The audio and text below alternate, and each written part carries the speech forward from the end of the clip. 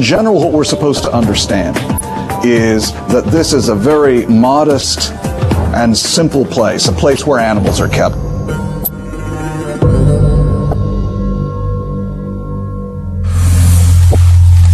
According to tradition, and another handful of words in the Gospel of Luke, Mary and Joseph are desperate to find a place to stay on their way to Bethlehem. Because there was no room for them at the inn. Archaeologists believe the word inn may not mean what we think.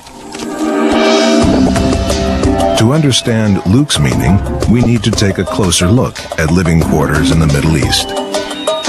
Peter Richardson specializes in architecture of the ancient world. With reconstruction expert Kim Hicks, he examines a typical rural home that incorporates ancient construction methods. Wow, what a great example of a two-story house. It's amazing. The upper story is clearly the living area. The fireplace is a dead giveaway. The entrance door over here, the plastering. Timbers went in here for the second layer. And unplastered down on the lower level where the animals are. There's an interpretation of the concept of the inn as being where the people actually slept on the platform, and that the manger could have well been the area below where the animals were kept. It's a classic interpretation that would work. Works very nicely. The animals are here, the people are there. I think a part of the problem is the popular imagery. Jesus is born in a stable, and in much of modern Western culture, stables are completely separate from houses. They're out there in the barnyard somewhere, and that simply is not the case. There are no separate stables. So the inn Luke mentions may have been the upper living quarters of a split-level peasant house. Animals were kept downstairs in a manger or feeding area. Joseph and Mary could have been at home or on the road. Either way, Mary probably gave birth in the lower level of a typical peasant dwelling. We're simply dealing with a person being born in a kind of normal peasant house, which was modest, but that's where people were born, at home. If you're an aristocrat, fine, you were born in a fancy house. But if you're not, you were born in this type of a house. Whether at home in Nazareth or at an inn in Bethlehem, giving birth was risky business in ancient times. Mary may have been excited about her first baby, but she was probably all too aware that many mothers didn't survive. Death in childbirth was the most common way that a woman died in the ancient world. But producing children was likewise her most important job. A woman had about a 25% chance of dying in childbirth. And most of the maternal deaths are likely caused by infection. Even if a woman had the good fortune to survive, her baby might not. My guess is that somewhere between 20 and 25% of babies died within 24 or 48 hours of birth. Only one line in the Gospels describes Mary's momentous leap into motherhood. And she gave birth to her firstborn son and wrapped him in bands of cloth. To the Jews who first read the Nativity story, Jesus' birth was the fulfillment of prophecy. But it inspires a different sense of wonder for modern archaeologists. Jesus grows from boy to man to preacher, creating a spiritual movement that over time captivates the entire world. It's an extraordinary life, but one riddled with risk, betrayal, and danger. The details of how baby Jesus came into this world are tough to pin down. And there are even less details about his childhood. Even the Bible has little to say. Only the Gospel of Luke mentions the boy Jesus, and only once.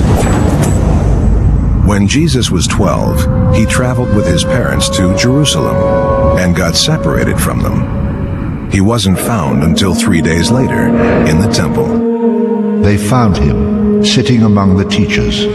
All who heard him were amazed at his understanding. Before his appearance in the temple, scholars believe that Jesus led a pretty ordinary life in Nazareth. The name Nazareth doesn't appear on the historical record until the Gospels. It's absolutely absent. It was a Nowheresville, small town. And this is what Nowheresville probably looked like to a young Jesus. A bustling community of workers.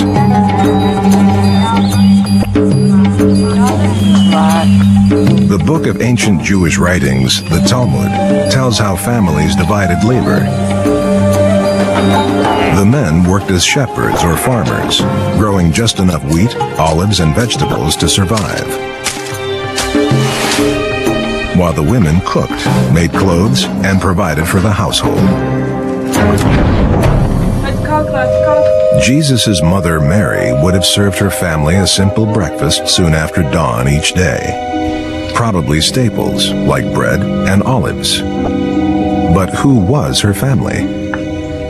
Most of us think of it as just Jesus and Joseph. But surprisingly, the Gospels state otherwise. Is not this the brother of James and Joseph and Judas and Simon? And are not his sisters here with us? His mother and his brothers were standing outside. Then his mother and his brothers came with his mother, his brothers, and his disciples. I think it's almost certain that Jesus had brothers and sisters, and by that I mean full brothers and sisters. It makes sense that Jesus had siblings. Most families needed the extra hands just to survive.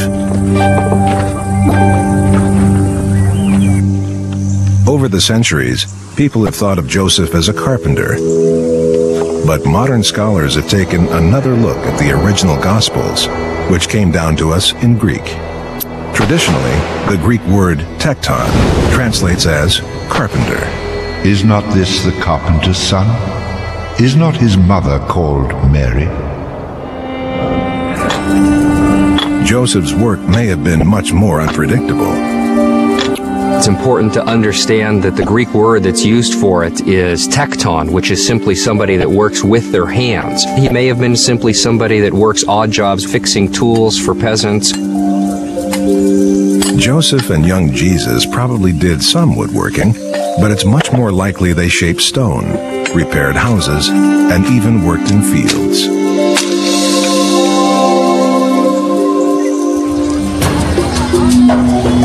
Overall, Jesus' formative years were relatively simple. But one day, the boy Jesus becomes a man who challenges an empire and earns the name King of Kings. Jesus' adult years pose an even greater challenge for experts. What did he do for more than a decade before preaching around the age of 30? The Bible is completely silent. We don't know if he was married and had children, or even what he looked like.